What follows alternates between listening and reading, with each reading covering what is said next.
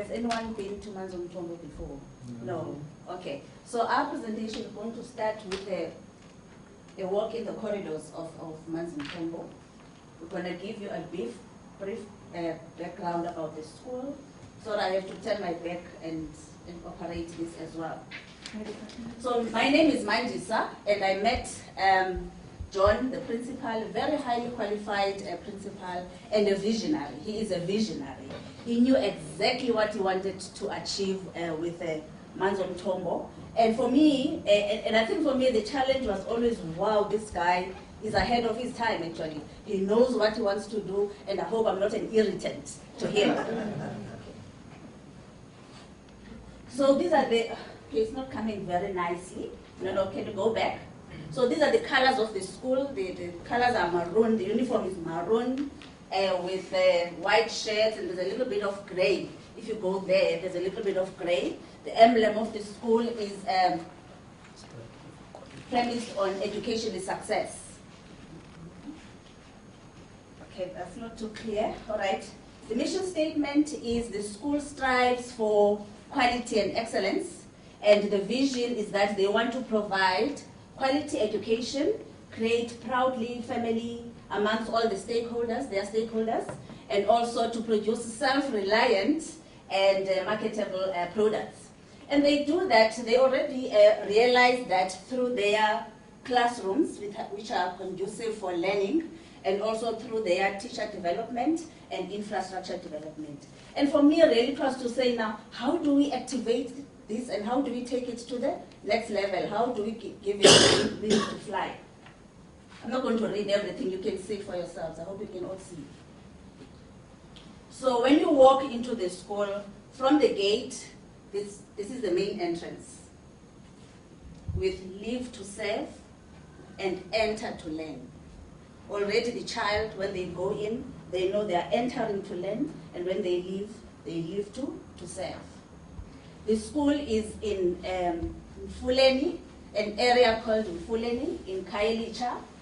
Most of the students come from child-headed families, lots of unemployment, and the enrollment is about 1,562. It's a no-fee paying school, and it is supported by the Western Cape Education Department through their feeding scheme. Can you see? Okay, these are some of the classes and the values. So when you walk through the school, you see these values popping out. So you can imagine the child when they go in the morning, commitment, diligence, punctuality, accountability. Those are some of the values that come up for the children when they walk in. This is the rest of the campus on the side. We have vendor ladies there who come to sell sweets and everything for the children during the day. And the principal there. Good evening, ladies and gentlemen. Good evening. John, as was said, is the name. I have found a real partner in me working hand in glove with Mandisa, as you could have noticed. She's the one representing the school. More than me as principal of the school, she has taken over. And, this is one of our walk-arounds, myself and Mandisa. And one of our founding principles was that we need to be in every corner of the school. And she would even be interviewed by some of our learners. And she would even go on certain Mondays, go address the assembly during assembly periods. And the learners would fight over her, wanting to have a chat with her. And it was me and Mandisa going around during one of our lunch days. And I would have a pep talk with the learners. And she would say, oh, please, John, let me take a shot of these on you and the learners. You can go. Can I just add something on that point, on this one? This boy, he was so excited to see the principal. And I've never seen that before. So what I saw of John is that he was like a father to these kids.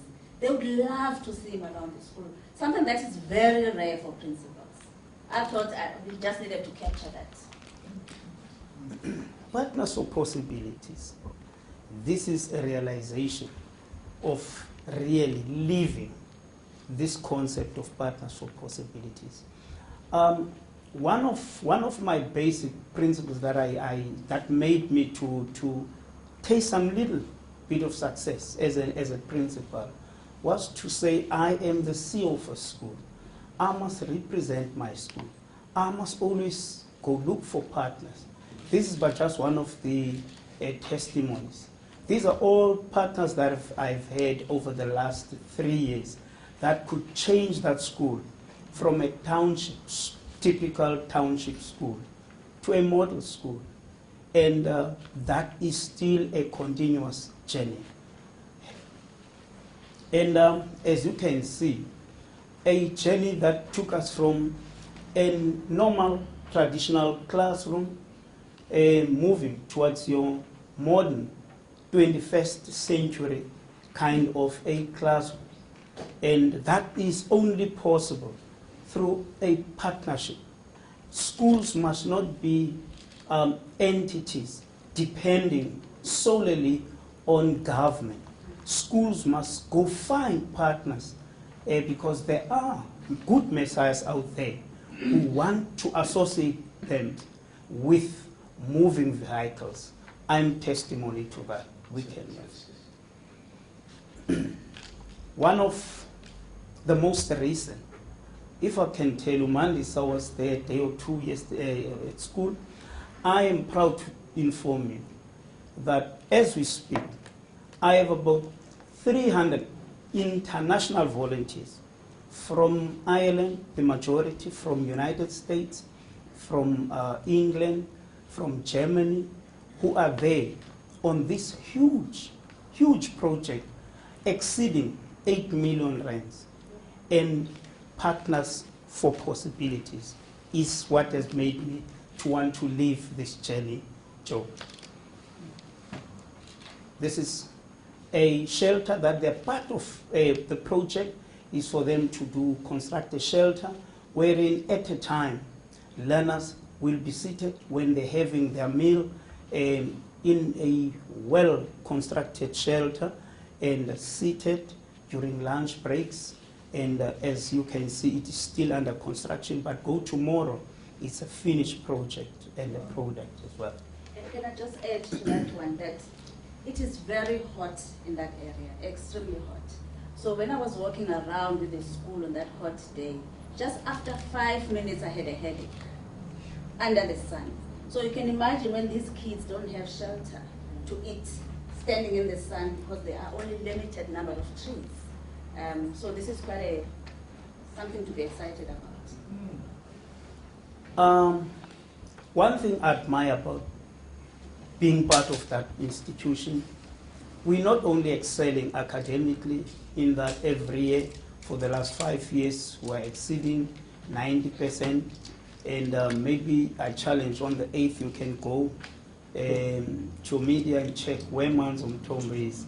It won't be below 94%, with no less than 248 learners having in the exams, the matric final exams. That school is not only excelling academically, we're also excelling in extramural activities. As you can see, learners practicing in the choristers, the choir practicing.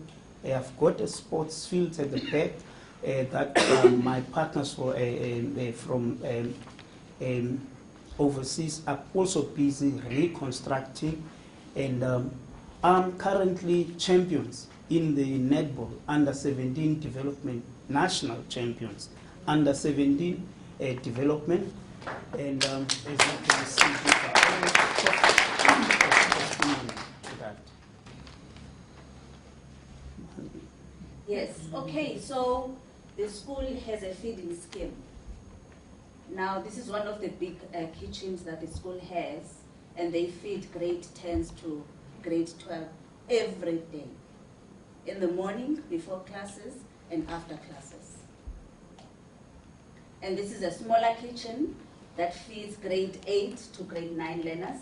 And you can see the women there, the mamas, we call them the mamas or mama, from the location, busy cooking for the children with very, very satisfied, happy faces. This is one of the learners I witnessed. This was the feeding scheme in action. It was on a Friday afternoon. It was very hot. He was tired. He was coming from exams and he was hungry. And this lady was ready to serve her his meal for the day.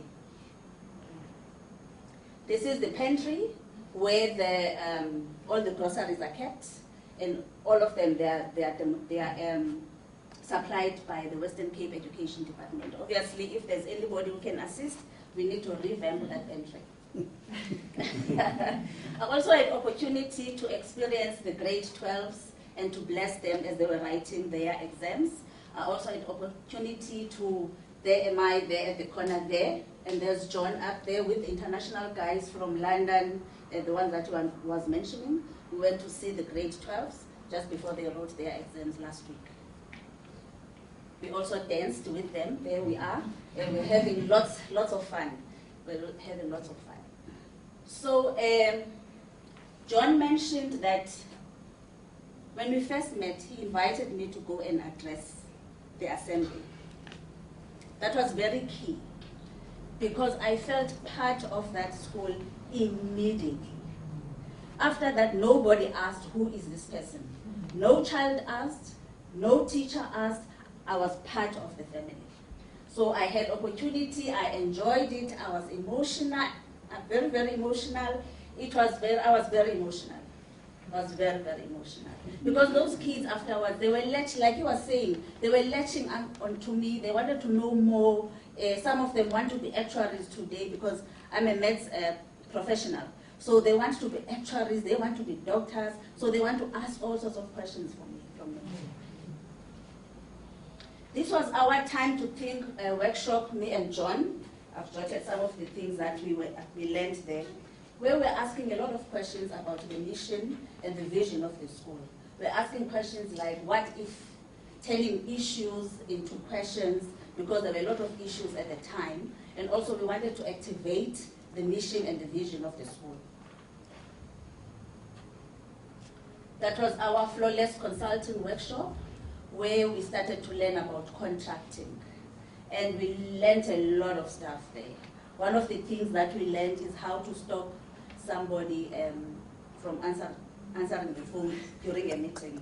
During the meeting. So we're learning keywords on how to be forward to a person or straight to a person, but using soft language, but being effective at the same time. That was the group, most of us are there. That was our flawless consulting community. Next slide. And John received his flawless consulting certificate, and I hope that he continues to implement the things that he learned at that workshop. Then here, this was the School Leadership Forum, where I learned more strategies about how to involve parents. Let me come in now with my learnings from participating in the PFP program. I actually want to say from the learnings that I have been exposed to through all the different themes and teachings, I think here I have grown to realize self-actualization. Self-actualization is the most biggest learning, because at the beginning I thought it's only about maybe finding partners that will help you to get XYZ.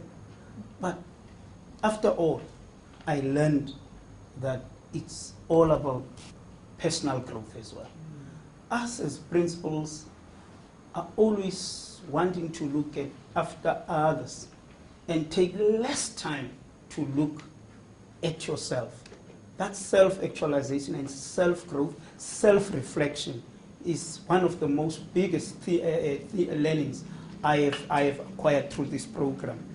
And I said it has improved my efficiency quite enormously. It has improved my efficiency, manifesting itself in some of the items that I've I've put around that efficiency. It has improved my planning because it has empowered me all the time, reflect daily, so that it informs your planning based on the flaws or the shortcomings of the previous. So that's actually what myself and Mandis have been hammering. And also, looking at self-actualization, you had a time, Mandisa would always emphasize, John, you must make time to breathe. You must make time to self-reflect. Do not over-consume yourself. Do not overflow yourself. Look first after yourself. That's one of the most things that you would always hammer. Then I started saying, is this all about me now? Not about but that's actually when it started coming to me. Let's make time for ourselves, you see? And that on its own has improved my efficiency. Because if you have time for yourself on self-reflection, look after your health, time management, and it improves your communication. It makes you to be able to say, let me delegate without fear. Because if you always want to be there yourself, it means you are still having some fears because you want things to go your own way. And it has really kind of opened me up now that you need to contract with people so that you build that trust and you build that commitment in them and you are able to freely delegate. And these are some of the things really that encompasses my efficiency that I would say for the year 2019 I've really drastically improved as a visionary leader, and I've added on my efficiency. And I'm sure that President Ramaphosa would be very happy to hear that. and the reason for that is because, you know, recently in Sandton there was an international investors conference where all the investors from the world met in Sandton. And one of the things they said, or the outcome of the conference, was that South Africa needs three things. They said South Africa needs education to improve. South Africa needs efficiency across the board. South Africa needs enterprise development. So when I witnessed efficiency improving in John and the school, I was so happy. I wish I could package it and give it to the president. And for myself, there was just a lot of discoveries. Self-discovery, learning that I can actually coach. I didn't know that I can coach. Yes, I've been a teacher. I am a qualified teacher, actually. But I didn't know that I could coach, that I could work alongside somebody who's already a leader and somebody who is a visionary and work alongside them. It was very mind-opening for me. And enhancing my leadership style as well. And also learning more empathy and listening, because it takes a lot of empathy. It takes a lot of patience to be able to do this sort of thing. And learning some new terminology like a parade of ones. If you remember in the Flawless Consulting, we learned some key buzzwords, parade of ones, when we were contracting, and also learning about the art of conversation. I didn't know that conversation is an art, and I'm still learning that art. And that's something that I discovered along this journey as a partner to John. And we had lots of fun. We had lots of fun. We were dancing in the school. There I am dancing with the children and all the other partners for Manzomthombo. We had lots of fun during the process. Thank you very much.